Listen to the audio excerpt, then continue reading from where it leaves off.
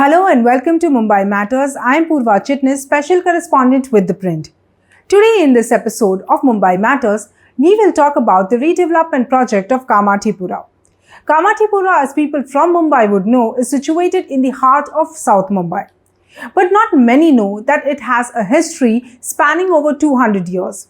This area was originally settled by Telugu-speaking migrant laborers from Andhra Pradesh, and it is because of this it came to be known as Kamathi, which means working labor.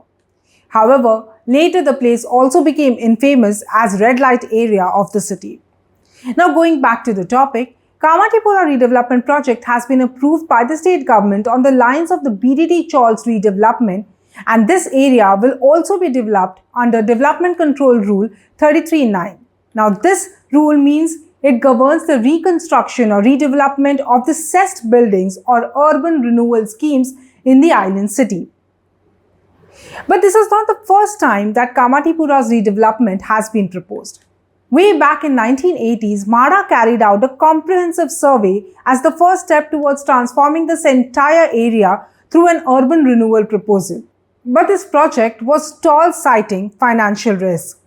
Then again, in 2005, a local private developer expressed interest in undertaking the redevelopment of Kamathipura. So any attempts that were made earlier were met with opposition from locals as well, because they were unsure as to what was in stake for them as part of redevelopment, and hence they were opposing the project. But then finally, the government had greenlit the city's biggest cluster redevelopment project in January 2023. The state government's present move will also come as a big relief to the homeowners. This settlement is spread over 27.59 acres in South Mumbai. The Kamathipura land is narrow, making individual building redevelopment impractical. That is why MHADA, the nodal agency, has been tasked with conducting the redevelopment under the cluster redevelopment project. Now, cluster redevelopment means several buildings will be redeveloped together.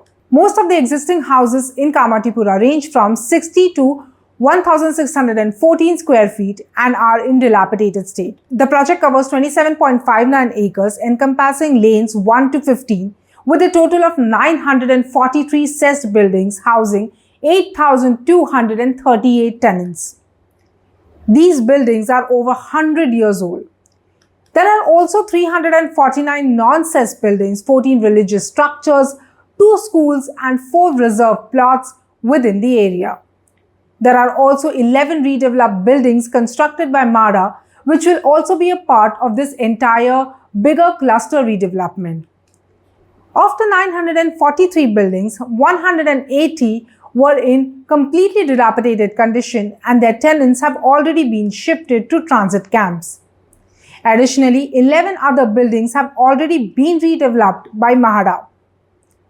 Of these buildings, 180 have been already demolished down to the ground floor due to their dilapidated condition. So in the first week of July, the state government announced a compensation plan for landowners as part of redevelopment of Kamathipura's dilapidated cessed and non-cessed buildings. This decision was made by a high-power committee meeting that was formed by the state government, supervised by the Secretary of Housing Department. According to the notification issued by the government, landowners with parcels ranging from 50 square feet to 200 square feet will receive up to 4 housing units of 500 square feet.